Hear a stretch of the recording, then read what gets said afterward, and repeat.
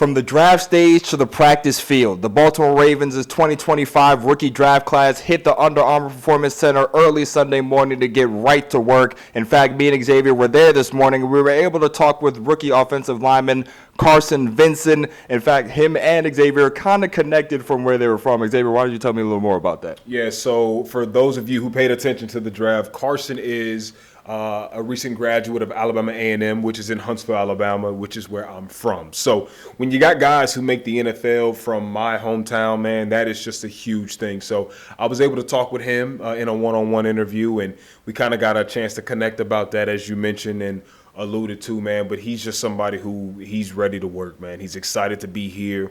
He understands what is ahead of him and what's going to be required of him, and he feels like he can handle it. And, you know, he was very happy and eager to talk about not just Alabama A&M in the Hill and everybody that comes from SWAC country, but also HBCUs in general. He understands there's a plethora of NFL talent among those HBCUs. It's just a matter of if you can find them and if they, you know, don't get lost in the weeds there. But aside from that, man, because he was a great time, I wanted to put the question or put the ball back in your court more so, Dom, because it's both of our first time going to rookie minicamp, right? And so obviously, Carson stood out to me, but what stood out to you, or who stood out to you?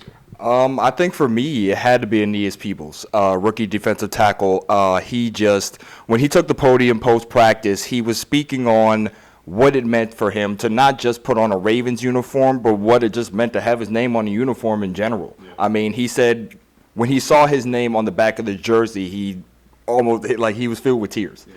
You know, like it just to see what it really meant for him to, you know, join a Ravens defense that, you know, a culture that was built on defense. I mean, it meant a lot for him.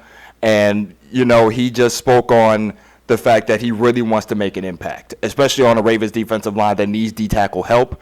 You know, he feels as though he can really fill a void, especially next to Matabike, who, you know, is going to need that help with the retirement of Michael Pierce. So, yeah, he's really stood out to me. You know, these rookies, all they want to do is earn their shot, and they'll have another opportunity to earn their shot tomorrow as they hit the practice field again, and they will prepare as well as OTAs are also around the corner. So, you know, from here, they'll just be working. But for now, from Towson, I'm Dominic, that's Xavier. We'll be bringing you more as time comes.